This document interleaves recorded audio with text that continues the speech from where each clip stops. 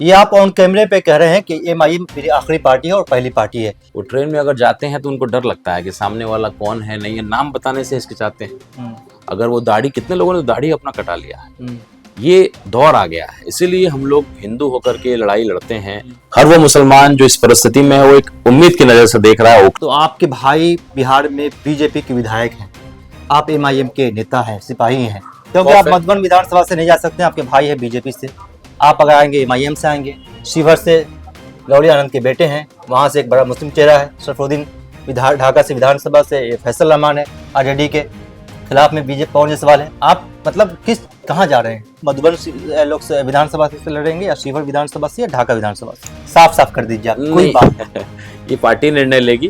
दिल्ली विधानसभा का चुनाव प्रचार पूरी तरह खत्म हो चुका है और 8 तारीख का सबको इंतजार है कि आखिर दिल्ली में किसी सरकार बनेगी। क्या आम आदमी पार्टी एक बार फिर से सत्ता में वापसी करेगी या फिर कांग्रेस और बीजेपी की किस्मत खुलेगी? वैसे इस वक्त मैं दिल्ली के ओखला विधानसभा क्षेत्र में हूं और मेरे साथ एमआईएम यानी कि ऑल इंडिया मजलिस इत्तेहादुल मुस्लिमीन के बिहार के सिपाही कहे जाने वाले राणा रणजीत सिंह हैं, जो शिवहर लोकसभा क्षेत्र से चुनावी मैदान में भी रहे, लेकिन वो हार गए हैं और इस वक्त पार्टी को विस्तार देने के लिए कई सतह पर कोशिशें कर रहे हैं। सबसे पहले आपका शुक्रिया। बहुत बहुत शुक्रिया। मैं ये जानना चाह रहा हूं कि आपका नाम राणा रणजीत सिंह है, आप ओखला विधानसभा क्षेत्र में आए, गली गली में घूमे, क्या लगा आपको? देखिए, ओखला विधानसभा का चुनाव एक इंसानियत की चुनाव बनकर के रह गया। अब ये केवल पार्टी का या विधायक बनाना या सरकार बनाने का नहीं रह गया। पूरा देश का हर वो मुसलमान जिसके साथ जाति हुआ, मुसलमान होने का खामियाजा उसको भुगतना पड़ा और उसके ऊपर यूएपीए जैसे बड़े बड़े आरोप लगा करके जो है उनको जेल में डाल दिया गया, बेल नहीं दिया गया। हर वो मुसलमान जो इस परिस्थिति में है वो एक उम्मीद की नजर से देख रहा है ओखला और मुस्तफाबाद की सीट को। और ये चुनाव बहुत बड़ा चुनाव है और एक बड़े लक्ष्य के लिए चुनाव को लिया गया है। जिस तरीके से आप देख रहे होंगे वक्फ बोर्ड की लड़ाई, और अगर जो स्थिति हो गई है किसी मुसलमान के अंदर अब विरोध करने की हिम्मत नहीं बची है, उनको लगता है कि भाई फिर मेरे ऊपर भी यूएपीए लगा दिया जाएगा, कुछ कर दिया जाएगा। तो स्थिति बहुत खराब है। मैं हिंदू समाज से आता हूँ, क्षत्रिय समाज से आता हूँ, लड़ना जो है हमारे खून में है। आप जिस क्षेत्र से आते हैं बिहार से, तो आपके भाई बिहार में बीजेपी के विधायक हैं, आप एमआईएम के नेता हैं, सिपाही हैं, आप चुनाव भी लड़े हैं, आपके भाई मंत्री भी रहे हैं बीजेपी सरकार में, ये तालमेल कैसे बैठ रहा है? देखिए, किसी व्यक्ति की पहचान उसके पिता से होती है और मेरे पिता आरजेडी में रहे और सेकुलर विचारधारा की उन्होंने राजनीति को किया। मेरे भाई जब विधायक हुए उसमें तो मैंने मदद भी किया भाई के नाते, लेकिन भाजपा के जो संस्कार हैं, आरएसएस का जो संस्कार है, आप जब बैठिएगा उनके स्कूल में तो आप उन्हीं के विद्यालय और उन्हीं की सोच को रखने लगिएगा। तो मैंने ये पाया कि जितने भी मेरे पिताजी के पुराने लोग थे जो मुस्लिम समाज से आते थे, उनको उन्होंने दरकिनार किया, वो छूटने लगे।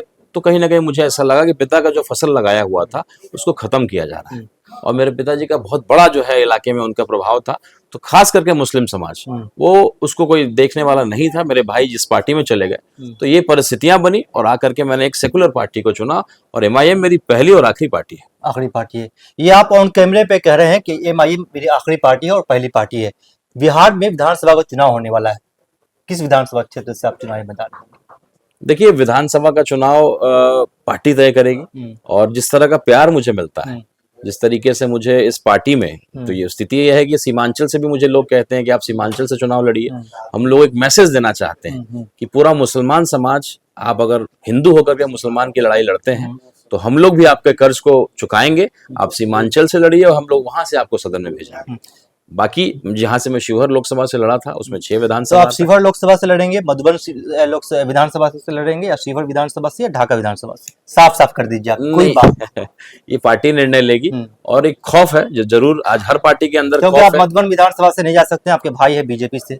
आप अगर आएंगे एमआईएम से आएंगे। शिवहर से लौड़ी आनंद के बेटे हैं, वहां से एक बड़ा मुस्लिम चेहरा है सरफरुद्दीन, ढाका से विधानसभा से फैसल रहमान है, आरजेडी के खिलाफ में बीजेपी पवन जायसवाल है। आप मतलब कहाँ जा रहे हैं विधानसभा क्षेत्र में? देखिए, ये खौफ जो है ना, मैं चाहता हूं कि ये खौफ बना रहे। आज वो सभी 6 विधानसभा, जहां शिवहर लोकसभा के और अगल बगल के बाजपट्टी की बात कर लीजिए, सिकटा की बात कर लीजिए, और जहां भी हमारा संगठन मजबूत है, दलित और मुसलमान की और राजपूतों की अच्छी आबादी है, वहाँ एक खौफ है लोगों में कि भाई ये लड़का जो है अगर चुनाव लड़ेगा 20 दिन में, जिस इलाके में हम पहली बार चुनाव लड़े, जैसे कोई सीमांचल में हमारी पार्टी बहुत मजबूत थी, लेकिन हमारे इलाके में पार्टी चुनाव कम लड़ती है, तो लोग नहीं पतंग के निशान को जानते थे, ओवैसी साहब को तो जानते थे, लेकिन पार्टी संगठन वाली बात नहीं थी। लेकिन जब मैं चुनाव लड़ा तो इतनी मजबूती से केवल 20 दिन में चुनाव लड़ा कि न केवल शिवहर लोकसभा, पूरे देश में मेरी चर्चा हुई।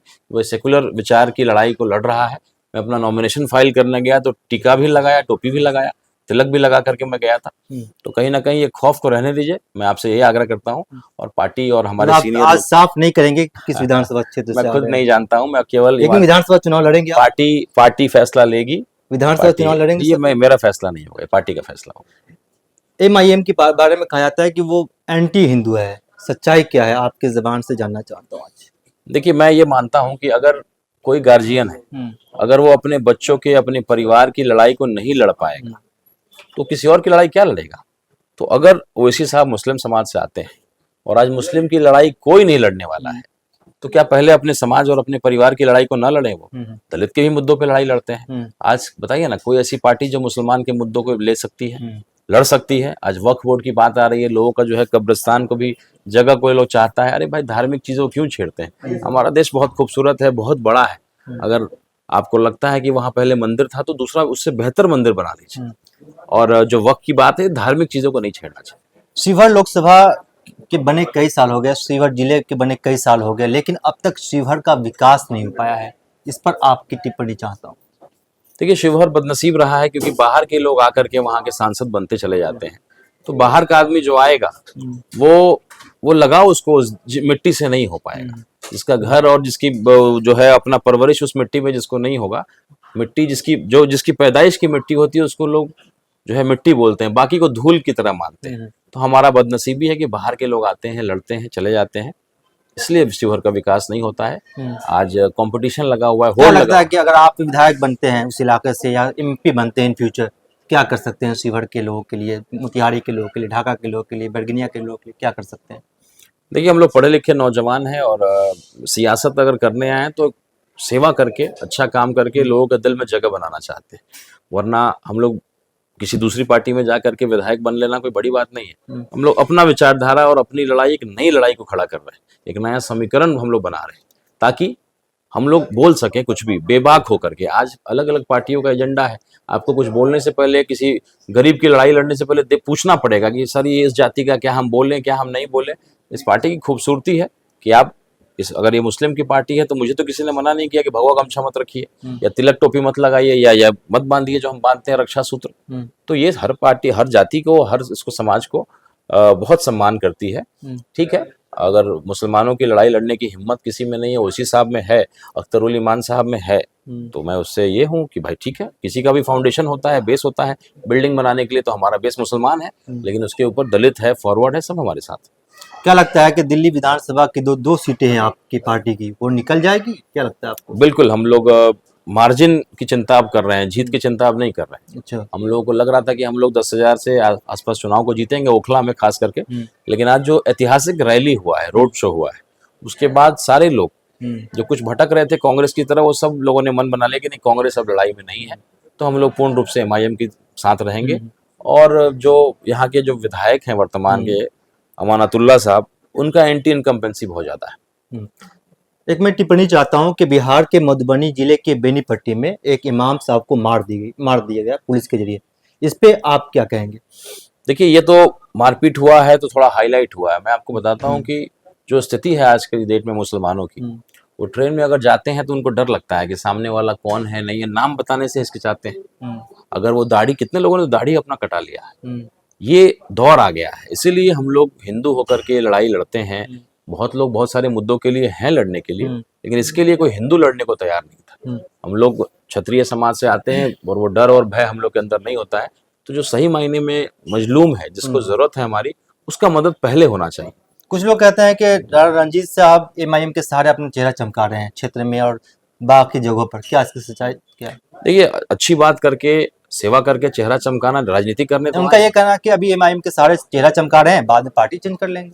ये बात तो पहले दिन से मेरे बारे में कही जा रही है। चुनाव लड़ने से पहले भी कहा, चुनाव हारने के बाद भी लोगों ने कहा, और ये कहते रहेंगे। हम लोग जो एक बार बोल दिया है तो बोल दिया है। हम लोग इतनी शिद्दत से, इतने मेहनत से, जितना मैं मेहनत करता हूँ पार्टी के लिए, मुझे लगता है कोई दूसरा, आप हमारे प्रदेश अध्यक्ष से चाहे बाकी लोगों से, बड़ी बड़ी मुझे जिम्मेदारियां मिलती है क्योंकि मेहनत करता हूँ।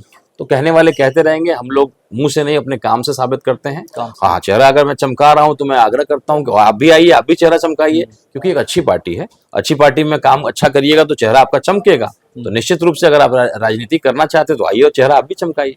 तो ये थे राणा रणजीत सिंह, जिनका ताल्लुक बिहार के शिवहर विधानसभा लोकसभा क्षेत्र से है, और इनका साफ तौर पे कहना है कि आने वाले वक्त में दिल्ली में 2 सीटें जो है इनकी पार्टी जीतेगी, और आने वाले वक्त में बिहार में इनकी पार्टी अच्छा करेगी। बहुत बहुत शुक्रिया सर आपका। बहुत बहुत शुक्रिया।